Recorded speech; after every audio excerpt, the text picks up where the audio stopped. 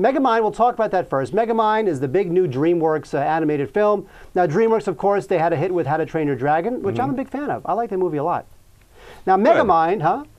Good. Did you not like How to Train Your I'm not Dragon? thrilled with any DreamWorks animation, to be honest. Oh, my God. You're out of your mind. I'm just not. He's all Pixar. Okay, here's the I thing. am. Here's what Megamind is about, as if you don't already know. So, Will Ferrell is Megamind. He's the villain of Metro City. And Brad Pitt is Metro Man. He is the hero of Metro City. And I guess according to the movie, there really is only one villain and one hero in the movie, and that's sort of the two of them. And what I liked about the film, and we'll take a look at a clip in a second, what I liked about the film is that it sort of shows you like good and evil sort of need each other.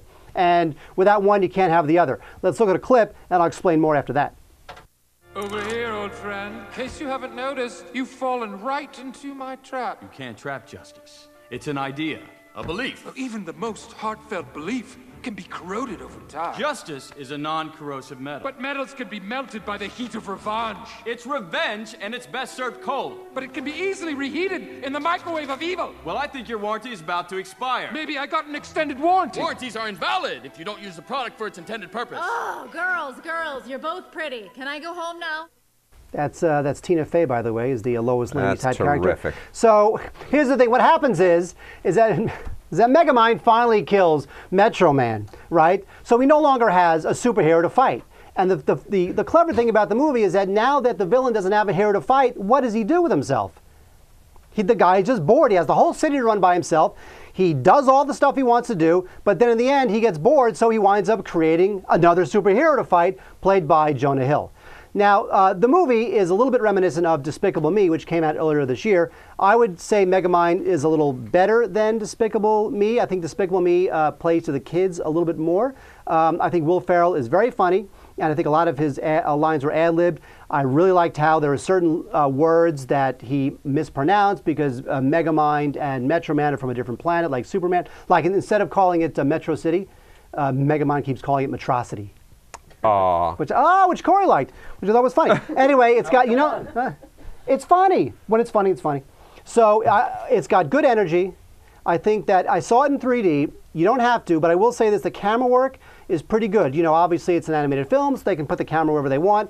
So it's got a lot of energy, a lot of good camera work. It uses the 3D in a way that Coraline did, which we'll talk about later, which is that it's very subtle.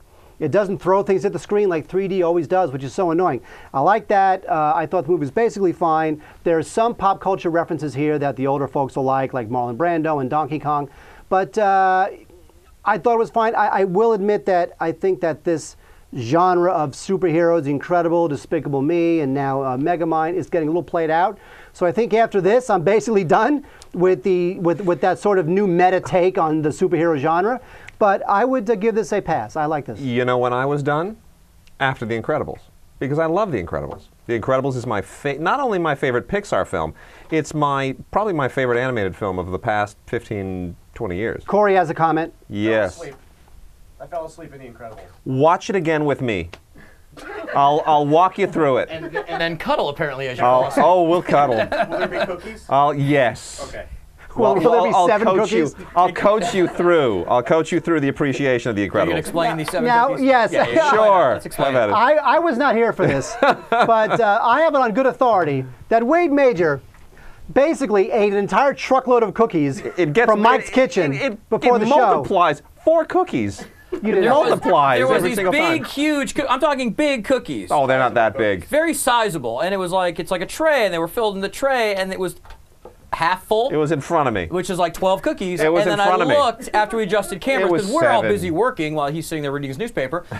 2 cookies left. And they were for the crew. 3 cookies were left. Okay, so you ate 9. It was in front of me. Moving on. 4. Can't win. 4. You can't win. No, here's the thing. Look, Megamind, which I didn't see, by the way, and let me explain this. Usually the kids' films, right, when they screen the kids' films, they screen them on Saturday. Usually a Saturday, sometimes a Sunday morning, so that all the critics who have kids can bring their kids, and it's a Saturday morning, and then you're done with it. Megamind, for some bizarre, strange reason, screened 3 p.m. on a Saturday. And Mark went to it, and I thought, you know what? This is in the middle of my Saturday. I'm not going to schlep to Hollywood in the middle of a Saturday to see a 3D movie that I know I'm going to hate. So I didn't go. But here's the thing. I love The Incredibles. Didn't like Despicable Me. I tried to. It just didn't work. And they're all. And this look. I just looked at this. You love Will Ferrell. I love He's Will Ferrell, funny. but the whole idea of it. Yeah, but he's not Will Ferrell. He's a voice. And the whole idea of the thing. It just seemed to me. It's like it's more of the same. Let's take the whole superhero idea. Let's turn it on its ear. Let's play with the idea of heroes and villains in a 3D CG kind of a way. Look, The Incredibles said everything that needed to be said about that. This is like doing an animated film about a wealthy industrialist and his little sleigh. You know, no, we've already had Citizen Kane. Leave it alone. But what I liked about Megamind is that when you boil it down, it's essentially the story of two preening egos. These two, there's a villainous ego and a hero ego, and I think that was funny, and they played with that. By the way, I picked up my iPhone because Wade was talking about how the animated films screen in the morning. Tangled, the Disney film, screens next Saturday at 10 a.m. Thank goodness. Are you going? I will go. Oh, look at Mr. Blah Blah. He's going to go to that one. Mr. Blah Blah. And yet it got a bigger laugh than anything else I would have said, so I'm justified in my blah blah. So Megamind, I would recommend Megamind. I would vaguely recommend Megamind. Vaguely. Yes. Wow, that's a strong recommendation. Hey, look, it's better. Look, I give it so much more credit. Than Wade, once again. That's going to be on the poster. Proving himself to be a hater. Mark That's going to be on the poster. Wade hater. It's going to be on the poster. I can see that. But it's like commercials. Megamind.